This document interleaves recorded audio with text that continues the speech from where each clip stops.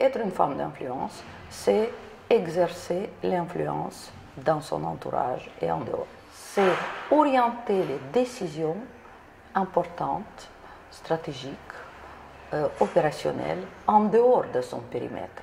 Donc tout le jeu de l'influence, c'est exercer l'influence sur les gens qui prennent des décisions respectives dans leur périmètre respectif. Être une femme d'influence, c'est d'abord être visible. Auprès d'un grand patron, il y a toujours une femme, son bras droit, ça peut être directeur de communication, directeur RH, directeur de finances ou une autre fonction, qui discute avec lui, avec qui il aime partager et qui lui miroite certaines choses et donne le feedback. Et donc cette femme exerce une influence considérable. Au fait, le patron a besoin de partager, il a besoin de ce feedback. Il y a beaucoup de patrons qui partagent avec leur épouse. Et leur épouse qui est complètement en dehors de l'entreprise et éventuellement dans une autre entreprise peut exercer une considérable influence sur le patron. C'est la même chose en politique. Si vous prenez par exemple des figures emblématiques comme Nancy Reagan ou l'épouse de Gorbatchev, sans parler d'autres personnes, on peut dire que l'influence est considérable parce que l'influence est basée sur un socle, qu'il soit homme ou femme, d'influence, le socle de la confiance. Et la confiance du patron, de celui qui prend les décisions, n'est pas basée sur le niveau hiérarchique, elle est basée sur la relation personnelle. Et donc les personnes, les femmes d'influence qui arrivent à construire ce socle de confiance, c'est un capital, une espèce d'asset personnel de la fonction qui n'a pas de prix. L'influence, donc, se construit petit à petit, elle est basée sur la confiance et elle rend la personne visible. Donc, être une femme d'influence, c'est aussi, comment dirais-je, exercer un certain rayonnement, c'est-à-dire avoir un réseau, user de son influence dans le bon escient et pour l'entreprise.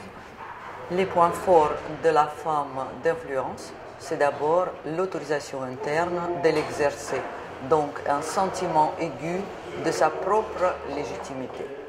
La majorité des femmes sont capables d'exercer l'influence, mais elles n'ont pas l'autorisation interne, c'est-à-dire qu'elles pensent que c'est quelque chose pour lequel elles ne sont pas légitimes, elles ne s'autorisent pas.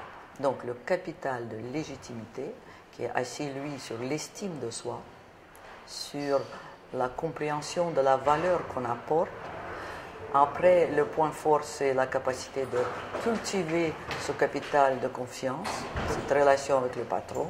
Et enfin, en troisième lieu, je dirais le goût du pouvoir.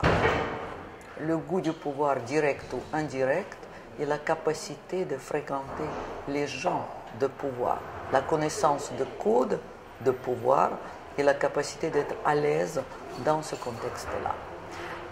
Ça veut dire aussi entretenir son réseau, avoir des opportunités, être opportuniste, voire créer des opportunités. Et les femmes attendent qu'on les reconnaisse et quand on leur demande leur avis, ils donnent un point de vue d'expert. Ils ne rentrent jamais ou très rarement dans le pouvoir. Et donc la majorité des femmes, quand on leur dit qu'est-ce que vous pensez du pouvoir, elles ont un avis plus ou moins négatif et quelquefois très négatif. Si vous regardez les femmes d'influence dont certains sont visibles sur l'échiquier de l'entreprise, c'est des femmes qui sont à l'aise dans le pouvoir. Ils sont proches du pouvoir et ils trouvent leur rôle essentiel parce qu'elles corrigent la trajectoire qui peut prendre le pouvoir. Ils donnent l'input stratégique. Donc ils se permettent de jouer ce rôle. Ils se voient comme un agent, je dirais, correcteur ou comme un agent essentiel en amont ou en aval de ce qui se passe sur l'échiquier du pouvoir, de l'entreprise ou même en politique.